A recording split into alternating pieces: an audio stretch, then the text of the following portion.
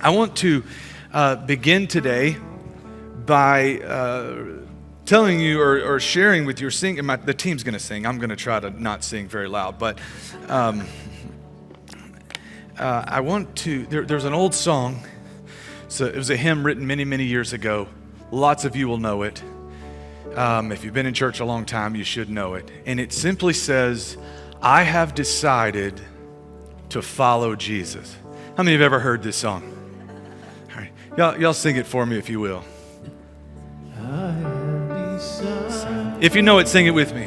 To follow Jesus, I have decided to follow Jesus.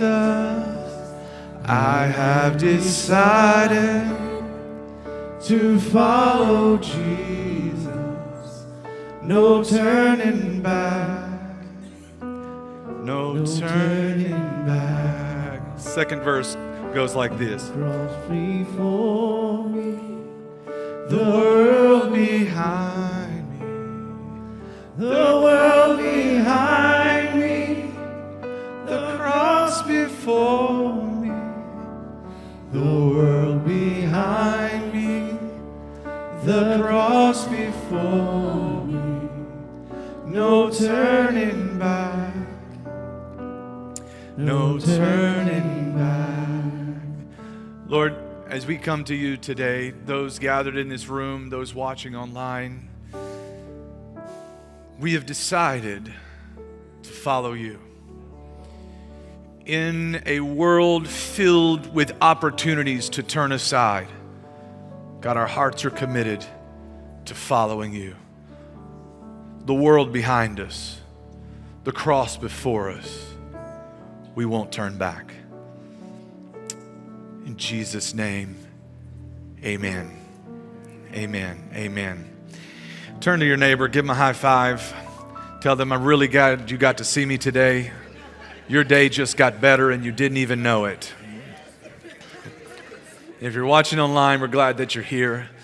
Proverbs chapter 19, verse 21. We started with this verse last week.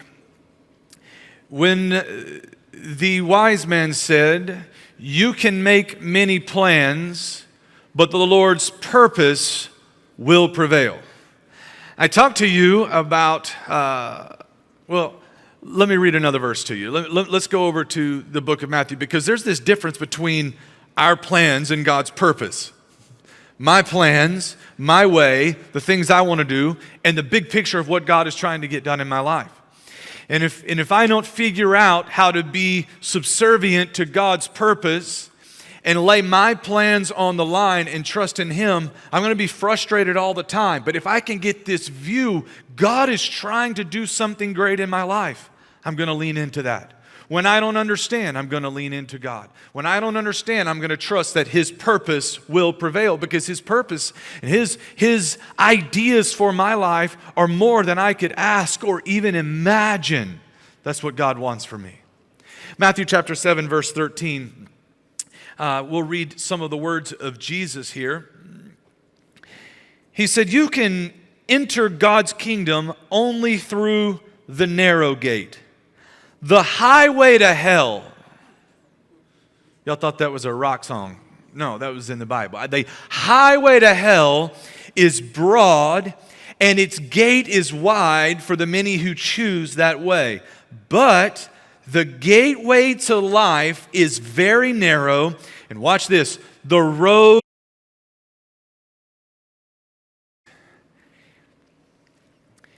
If I'm going to take God's road, it is going to demand that I make some difficult decisions, because the road is difficult. It's not an easy one.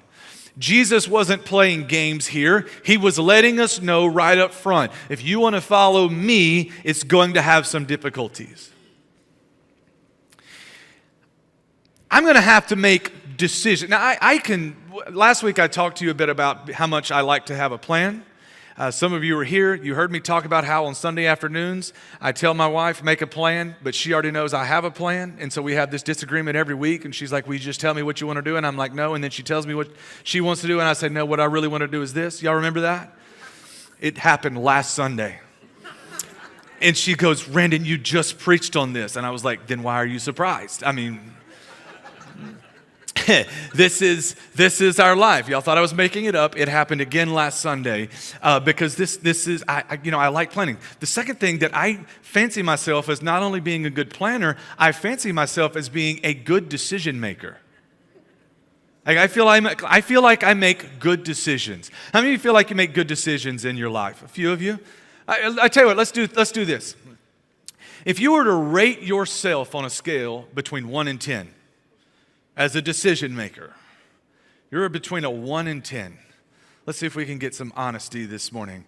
How many of you would say, Pastor Randon, I'm like a 4 or under. I'm like a 0 to a 4. A few of you? Okay. Thank you for your honesty this morning. The truth is you're probably better than the rest of us, but that's okay. How many of you think you're like a 5 to a 7? You say, I'm a 5 to a 7. A lot more. You make some good decisions. You make some bad decisions. Hopefully more good than bad. That's good. How many of you think you're about an 8? All right. Okay. How many think you're a 9? Any 9s in the room? 1. Okay. Thank you. Any 10s in the room? A couple of 10s. Okay. Also to note, that's a father and a son over there. So... if you ask me this, I would tell you that I'm a pretty good decision maker. I don't know if I would say a 10 because that feels a little prideful. So in my heart, I might be saying that I'm a 10, but probably I would have answered the question, I'm like about an 8 or a 9. Okay, like I feel like I make really good decisions, especially if you give me the right information. Man, I can make some good decisions. 2019, in the fall of 2019, I had an ankle surgery. And I spent my life as a very active person. I love to play sports. I love to do things, athletic things. It doesn't really matter what the sport is. I like it. But in 2019, I had to shut all of that down and have an ankle surgery. Some of you remember. And it was... I was really dramatic about it. It was a whole thing. And the doctor said I'd be up in 2 weeks, and it took like 3 months before I could ever put weight on. It was not fun. And then coming right out of that, in January, I finally was cleared to go back and play slow pitch softball, which I love to play. On my second week back, I got hit in the face with a softball, broke my orbital bone, broke my nose, stitches in my eye, blood in my eyeball. Some of you remember I showed up at the church. I couldn't even see this section. I was just like, how y'all doing over there? So it was this whole thing. And at that point, that was on January the 23rd. I was still in the ER going into the 24th. The 24th is Lindsay and I's anniversary. So on our anniversary in January 2020, we take a picture and we're like, happy anniversary. And she's like, he's retired. And I was like, no. But I retired from all of my aggressive sports. Aggressive, slow pitch softball. So coming right out of that, and you'll all remember 2020, so I'm coming right off of these things. Next thing you know, I'm in some extremely stressful situations in church and life, and then COVID hits and the world shuts down. And we're like, what are we going to do? And it was like, go home, 10 days to change the trajectory or whatever they said, and all these things. And y'all know what happened in 2020. I'm going to try not to say too many things about it. But in that year, I made a bunch of little bitty small decisions. In the context of making some big decisions, I made a bunch of little bitty small decisions. We were working at home. I'm stressed out. I'm working on my computer. I'm not doing anything. I can't. I'm not working out. I'm not doing any sports. And I decided this is the perfect time in my life to get an addiction to Oreos. A few months into the year, I realized I was no longer counting how many Oreos I was eating. I was counting how many rows of Oreos I was eating. Like, how many Oreos did you have? 3. 3? That's not bad. Well, no, 3 rows. in the family economy pack, like the longer, y'all know what I'm talking about? Like there's the normal size Oreos. Some of y'all looking at me like, don't know what I'm talking about. In the house of the Lord, I hope he doesn't get you. There's no normal size, and then there's the extended one that's like the family, size. Y'all know what I'm talking about? They've got like an extra 5 in each row. I was counting entire rows. We're out of milk. It's not even breakfast. Why do you need cereal? Because I need my Oreos. It was like a bad thing. I was hiding them from my kids in my desk. When I would run out, I would put my mask on and I would go to the gas station and buy more. I'm not kidding. It was a problem. And then that evolved to other problems, and I was eating everything in sight except for things that were good for me. Everything in sight. Well, at the same time, I was coming up on my 40th birthday. So in 2022, I turned 40. 2021, I turned 40. And in that year, I determined, many of you know, I wanted to climb a mountain. So I convinced some of my friends. I convinced Hudson and I convinced Terry to go climb Mount Rainier with me. And they didn't know what they were getting into, and neither did I. But here I am at the end of January 2021. Mount Rainier is within sight. I am snow skiing with my family that year, and I'm coming down the mountain on skis, which I have done my entire life, and I can't get down the mountain. I can't breathe because I'm so out of shape, and I am bigger than I've ever been in my life, and I would say, I'm going to stop here, guys. Y'all go ahead. I'll pull up the rear and let everybody be safe. No. I couldn't breathe. I couldn't get, and I remember standing, we're at Breckenridge, Colorado, and I remember on Peak 9, and I'm sitting there, and the kids are going, and now they're like gone, and I'm still catching my breath, and I went, Lord, if I can't ski down this mountain, how am I ever going to climb up Mount Rainier? True story. And so I come home, and I decide I have to now make changes. I can no longer put this off anymore. I have to break this addiction to Oreos and every type of sugar at this, because now it had expanded. Because you know what sin does? It pulls you in, and then then it's just any type of sugar. I don't even like this type of sugar, but let's, feed the beast. And it just was not going well. And so Hudson, knowing this and knowing that I needed to get in shape, he calls me one day, early in January again. He goes, hey, big guy. And I was like,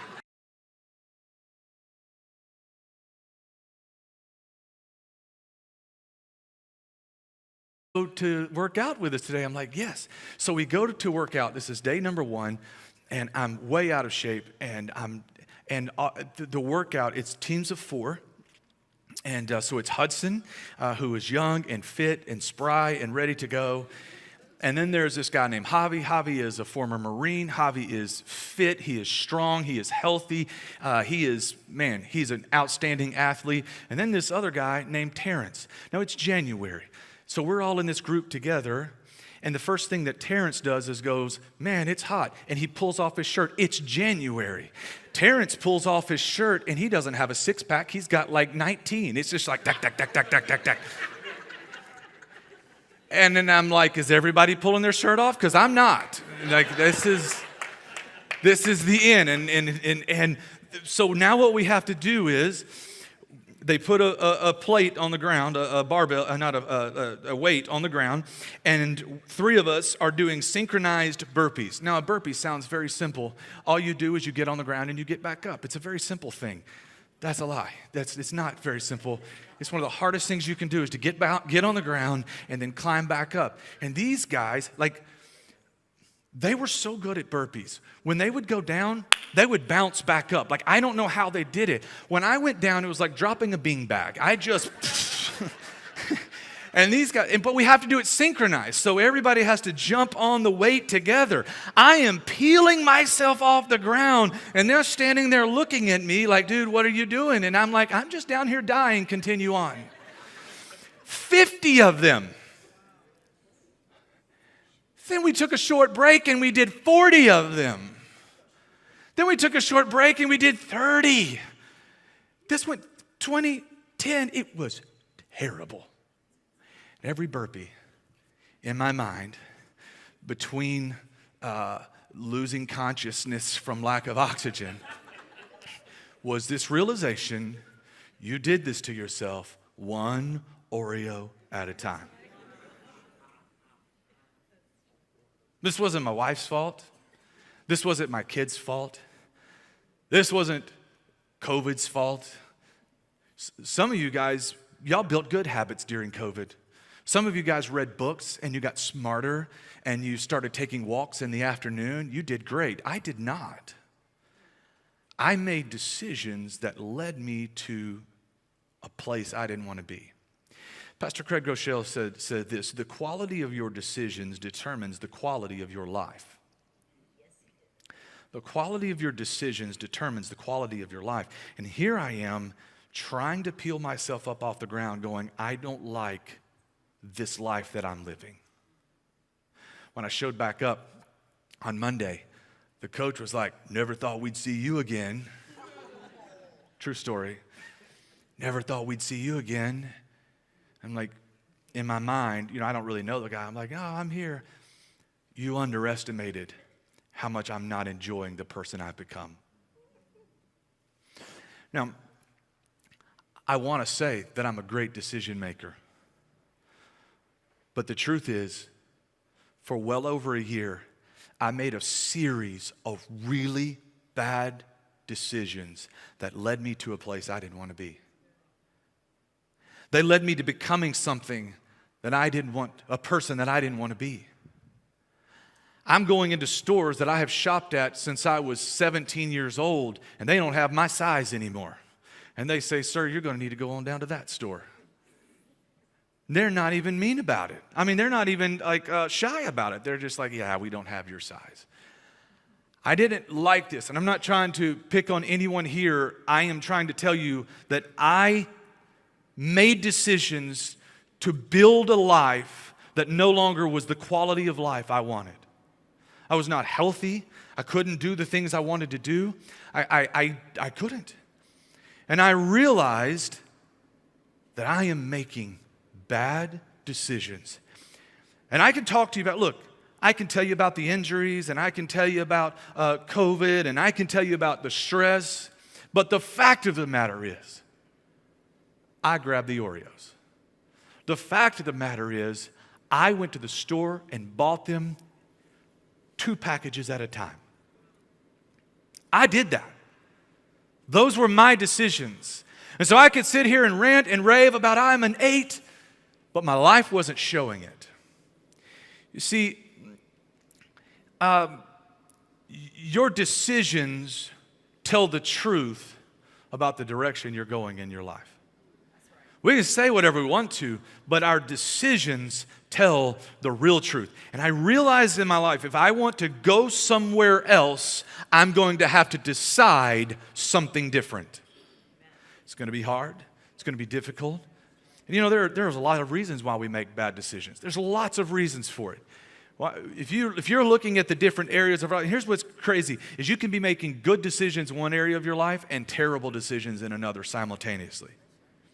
It actually happens more often than you would think. But there are reasons why I make bad decisions. Let me give you a couple of them. This is by no means an exhaustive list. This is just some that I have dealt with in my life. Number one is I often make bad decisions when I'm overwhelmed.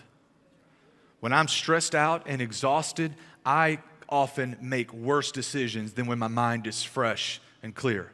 My dad always told me growing up, and he still tells me this. He says, son, when you're making a hard decision, don't make it at night.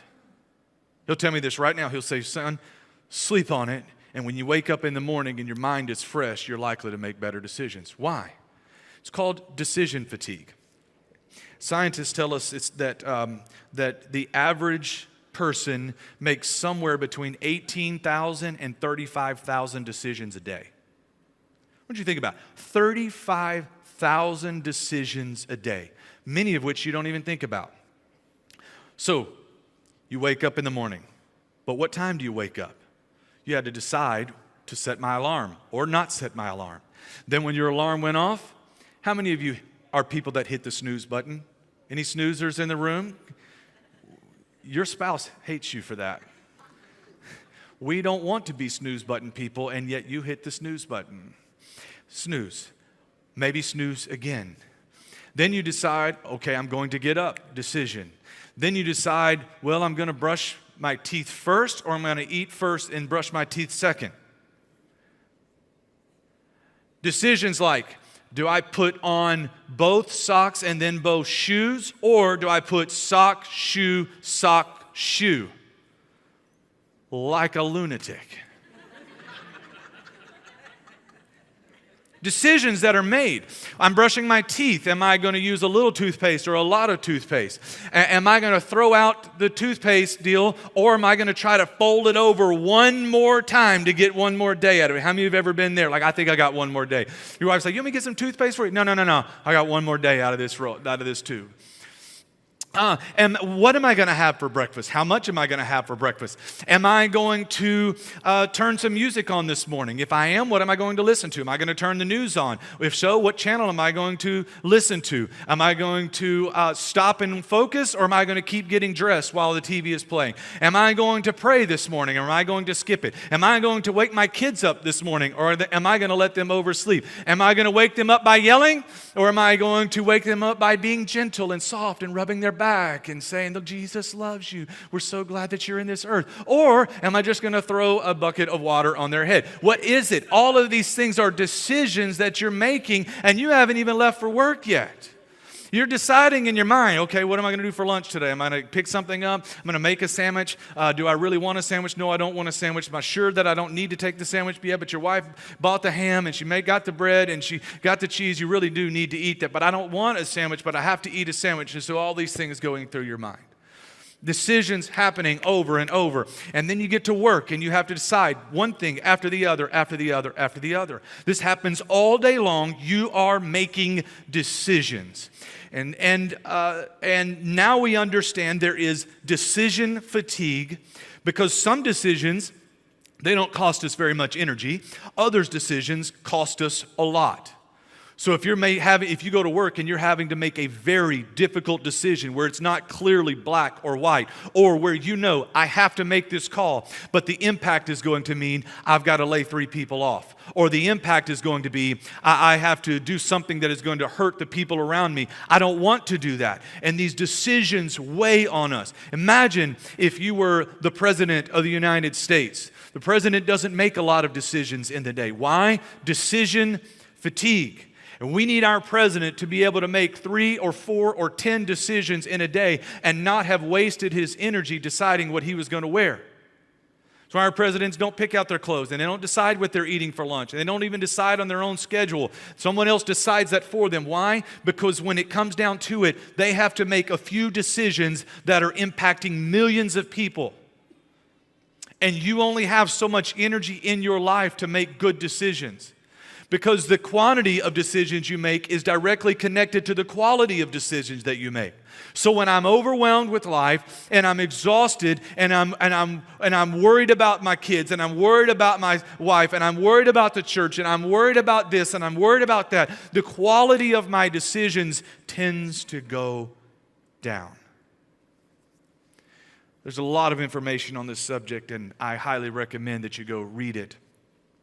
But I realize that I often make bad decisions when I'm overwhelmed. Number 2, I often make bad decisions when I'm afraid. Specifically, when I'm afraid of making the wrong choice.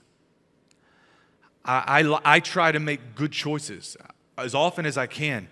And sometimes the fear of making the wrong choice can cause me to stop and not move forward when I need to move forward, and people are waiting on me for a decision, but I'm afraid of making the wrong choice. And everybody's asking me, what are you going to do? And what are you going to do? And I'm not sure what to do because I want to make the right decision, but this indecision is in and of itself a decision, and it's causing a ripple effect from the people around me. And then as Christians, we have this added weight of also trying to find the will of God and search for the will of God. So now we're praying and we say, Lord, I'm looking for your will. Where is your will? What do you want me to do in this situation? It's not clear. And we're waiting on God to speak, but then we don't get a clear word. So we pause and we're not deciding. But then we get stuck in decision paralysis because we're afraid of making the wrong call. The third thing is, I often make bad decisions when I am influenced by the wrong people. When I'm influenced by the wrong people. You say, Pastor Randon, no one influences me. I'm a man's man. I do what I want when I want. Right. Here's what Paul said. Paul wrote, bad company corrupts good character. Bad company corrupts good character. You get around, if you're not careful, you get around people, you start to act like them, you start to think like them, you start to talk like them. If you've ever been around people that, or if you've ever traveled some, and maybe you've traveled around the world, specifically in places that have very different accents than we have, and you go to somewhere, let's say you go to London for a couple of weeks. Next thing you know, you're coming back saying words differently than you've ever said them in your life. And you may not even hear it, but because you were communicating with these people in their world, now you step back into our world, now you sound different, and like, who do you think you are, man? You saw Windsor Castle one time and you think you're British. You're not British. But this is what happens, because when we're around people, we start to use words that mirror their language and their words. We start to think just like them. And so Paul says, don't kid yourself. Bad company corrupts good character. We start to become like the people we're around. This is why it's so important that you are intentionally around people that are going where you want to go, that value the same things you value. Because if you don't, you will start to become like them. They won't start to become like you. Our nature is to move towards the herd. So when I'm around people, they're not good influences in my life. It tends to influence the decisions that I'm making. You say, well, I'm a saver, not a spender. But then you start spending time with a lot of people that are big spenders, and next thing you know, you're spending money. When I first got out of high school, I was involved in helping lead a college ministry at Lamar University. It was called Stand 318, and the ministry was exploding. And every Monday night we had 180 students coming to worship God. It was a great thing. And I was with some good people. But a couple of the people that I was working with, that I was hanging out with and working this ministry with, they had good jobs already. They had just graduated from college, and they had good jobs and plenty of money. And they were spending money at rates that I couldn't keep up with.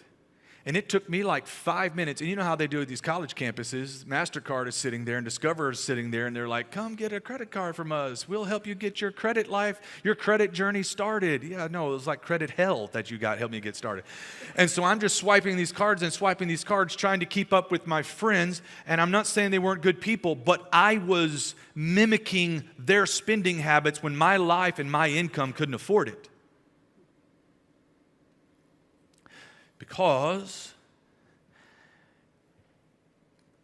we respond to the influence of the people that are around us. Who is influencing you in your life? Who is influencing your thinking? Who is influencing your marriage? Who is influencing your spending habits? Who is influencing your discipleship? Who is influencing your walk with God? Who is influencing how you train up your kids and raise your kids? Who is influencing you? You need good people. Now, let me illustrate this just a little bit more. So I've got some pictures to help me do this. But for a lot of people, and maybe you're not one of these, for a lot of people, you have a dream home that you want to own. And you think about it, and you're looking up realtor.com all the time, and you drive through neighborhoods, and you're like, I would love to live in a home like this. Maybe you're here today and you live in an apartment and you would love to own your own home. Or maybe you have a home, but it's not your dream home, and it's working, but it's not the home you want. Maybe you want to get out of that whatever, and you want to get into this beautiful place that you want to live in.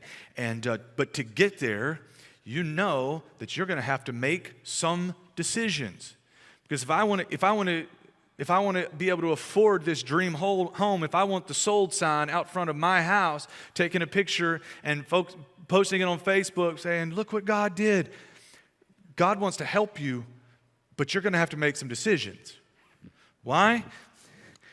Because maybe you're over here, and maybe your bank account looks a little bit like this. Maybe you've got $2.44. And you're talking about, God, bless me with a house. And maybe you should talk about, Lord, bless me enough to go to Starbucks today because...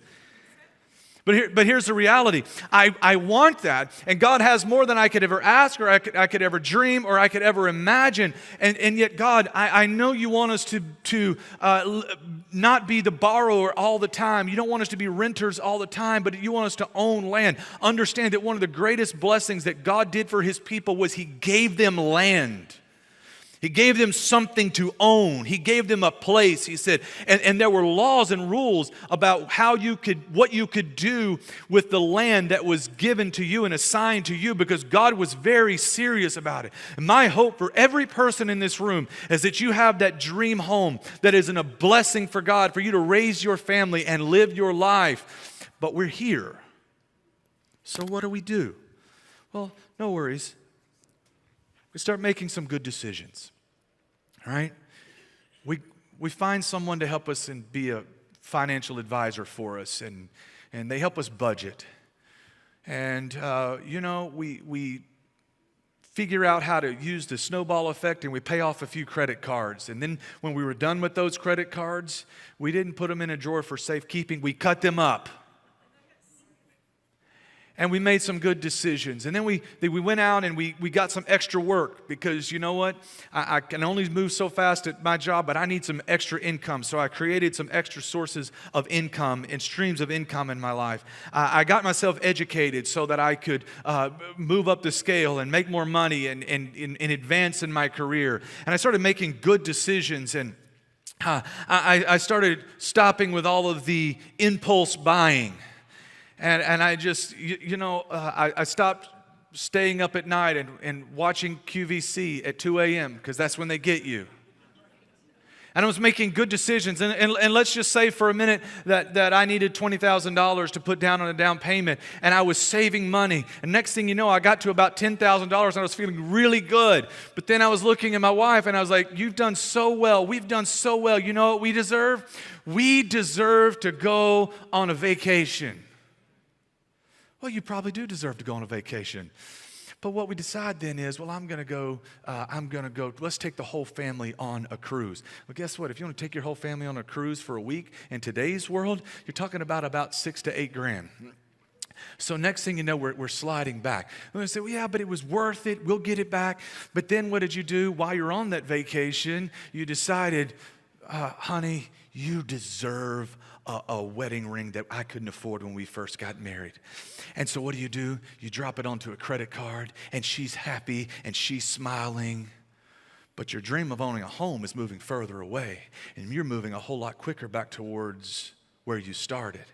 And then next thing you know, I don't really want to do the snowball effect, and I don't want to stay committed to my budget this week. Look, we'll get back on it next week. But then next week turns to next month, which turns to next year, and next thing you know, we've lost all the ground. And then we come back to the Lord again, and we say, Lord, I just want to own my own home. And he says, well, this was a picture from 2018, but 2024, your bank account looks the same because you weren't making good decisions. Oh, we can blame everybody we want to. But over the course of time in your life, you got to own up to the decisions that you make. That's right. Let me give you another illustration. Because some of you say, I don't want a house, Pastor Randon. You've got to pay the note on it. I don't want to pay the insurance or the interest. I don't want to mow the grass. I don't want to do any of that. I don't want my own house. Fine. But some of you want a wonderful marriage. You want to look at this couple. They seem so happy. Can y'all see them over here? Look, they seem so happy.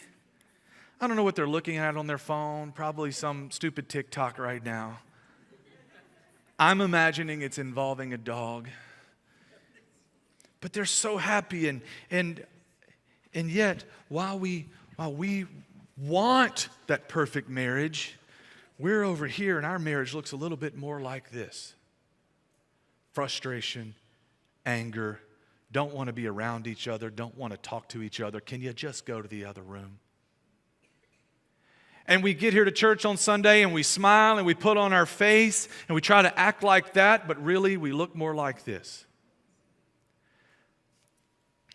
But you don't have to live like this in your marriage. There's a better way. And it starts by making one small decision at a time. If you'll realize that, man, God has a wonderful purpose for my marriage, and it isn't perfect today, and we may have beaten each other up, and I don't mean physically, but I mean emotionally and with our words and other things. We have harmed our marriage, but I want to start healing my marriage. So what do? I join a small group and be around some other people that are trying to grow their marriage too. And then I start making church attendance and serving together in church a priority. And I want to be a part of this. I want to be a part of people who are going the direction that I'm going. And I'm tired of being around people being influenced and people speaking life into my marriage when I don't even want the life that they have. So then what do? Well, we decide to read a book together. We're gonna read a book on marriage together. And I start the chapters out. Then we start praying at night. It's like, come on. Before we do anything, let's pray. And let's just put to rest everything bad that happened today. Let's celebrate the good and let's thank God that He's involved in our marriage. Let's put God back in the center of our marriage. And then we start doing things like, hey man, we're gonna go on a date night once a week. Well, how are we going to do that? I don't know, but we're going to prioritize our marriage over the idol of our kids. And we're going to put each other first behind God. We're going to say, we're going to start going on a date night. And I'm going to put my phone down while I'm on said date. And I'm going to look my wife in the eye. And she's going to look me in the eye. And we're going to be that weird, awkward couple in the restaurant that's actually having a conversation. And over the course of time, things are going well and we start becoming the relationship that we want to be. Men, we stop looking at porn. We start looking at our wives. Ladies, you try a little bit. I'm sorry, too real. Too real. Actually, I'm not sorry, it's about to get worse. But then we start making some progress, but if we're not careful, I decided to take the extra job one time because we needed the money. I understand. But one extra job turned into 2 months of extra overtime. We needed the money, but our marriage is starting to feel it. Well, we had to take some time because our kids were, they were graduating, or it was birthdays, or it was Christmas, or whatever. And so we started letting other things become more important. We missed church a few Sundays because we were tired. We just needed to sleep in. We needed to spend some family time. We didn't actually spend any family time, but we called it spending family time as a way to justify being away from the family of God. Well, I missed one small group. I didn't mean to, but that turned into 4. Well, I got about 4 chapters of my book read. I didn't mean to. I was trying to finish, but, I just got distracted. And then my wife started Netflixing. She was doing Netflix, and she was, what do they call it when you watch the whole season at once? She was binging her show, and I didn't really want to watch that show. I don't know about you guys. My wife watches some shows I don't want nothing to do with, and I watch some shows she doesn't want to do anything to do with. So I went to my room, and she went to her room, and we just went separate. And then, next thing you know, instead of having a vibrant marriage, instead of having a healthy marriage, then we all kind of quit trying. Guys, you start watching porn again. You didn't, just like one time. And you say, well, yeah, but, Pastor Randon, my wife and I hadn't been intimate in 3 months. So what'd you expect of me? And ladies, you said, I got a headache. I'm tired. I don't feel like it. He doesn't ever look at me that way. All the reasons that we give. And the next thing you know, we were moving towards the life and the marriage that we wanted. And now we're over here back at where we started. And then we say things like, it's never going to work. I tried. Guess what, guys? If you want a healthy marriage, you're going to have to keep trying. That's right. Think about it. You're raising a kid and you want to raise a healthy kid. So you feed them. And you give them the vitamins that they need. But guess what? At 9 years old, you don't stop feeding them and they remain healthy. you keep feeding them so that they can stay healthy. You're going to grow a plant, so you give it water and miracle grow and sunshine. But if you stop giving it the things that it needs, the plant starts dying. And your life and your marriage, be it your finances, be it your relationship with your kids, your relationship with God, if you're not careful, they start dying because we quit feeding them and we stopped making decisions to lead us towards the life that we were hoping of and dreaming of. I'm out of time this morning. I'm going to have to pick this up next week. But I want to challenge you with this today. You can declare, I'm a good decision maker, but I want you to look at the areas of your life and say, what story are my decisions really telling? What story are they telling? Am I moving towards the life I tell everyone I want or tell everyone I have? Or am I digging a hole that I can't get out of? Jesus said, if you want to follow the road that I'm going down, the road to life, he said it is difficult. It's difficult. You're not going to get there overnight, and you're not going to get there without making some really hard choices. What will you do? Jesus said, if any of you desires to come after me, you're going to have to take up your cross and you're going to have to follow me. You're going to have to take up your cross. You're going to have to do some hard things if you want to follow Jesus. Does he have a purpose for you that's more than you could ask or think? Yes, he does. But you're going to have to make decisions to follow Jesus. And I'm telling you, our world is being split apart.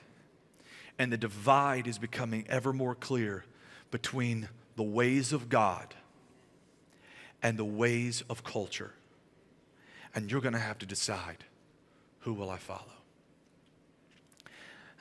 We started out by singing this song, I have decided to follow Jesus. This is a hymn that came out of India, actually. And about 150 years ago, in a revival in Wales, some missionaries were sent over to India. In this portion of the nation, the tribes were aggressive headhunters. They were very primitive, they were very angry people, and they did not want this message of Jesus to be preached. But these missionaries, they stuck it out, and finally, one man, his wife, and his 2 sons gave their life to Jesus. And God so wonderfully began to turn their life around that it became the buzz of the village. But the chief didn't appreciate this, so he called all of the tribe together, and he stood this man and his wife and his 2 boys up before them. And he said, if you will denounce your faith, your boys will live. But if you don't, they're going to die here today. And moved by the Holy Spirit, this father said, I have decided to follow Jesus.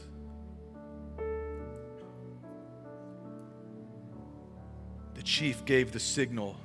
They shot the arrows in the 2 young boys, and they lay there dying on the ground. The chief looked back at the man, and he said, your boys are dead, and your wife will be next. Renounce your faith, denounce Jesus, and she can live. And the man said, though no one joins me, still I will follow. He gave the signal. The arrows were shot into his wife. She died on her way to the ground. And the man stood there all alone. And the chief said, I will give you one more opportunity to deny your faith, and you can live. And the man said, the cross before me and the world behind me, no turning back. The chief gave the words. The arrows were shot into him, and his lifeless body fell to the ground.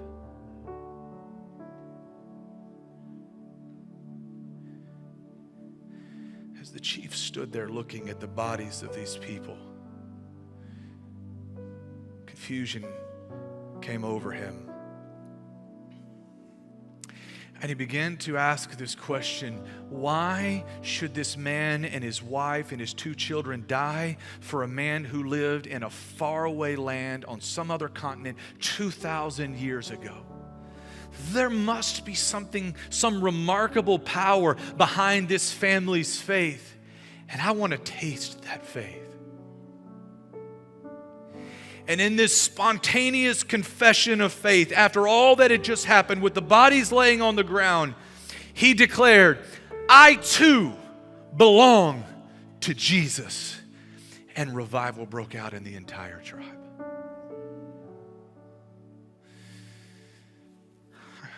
It is heartbreaking that this man, his wife, and these boys had to give their life.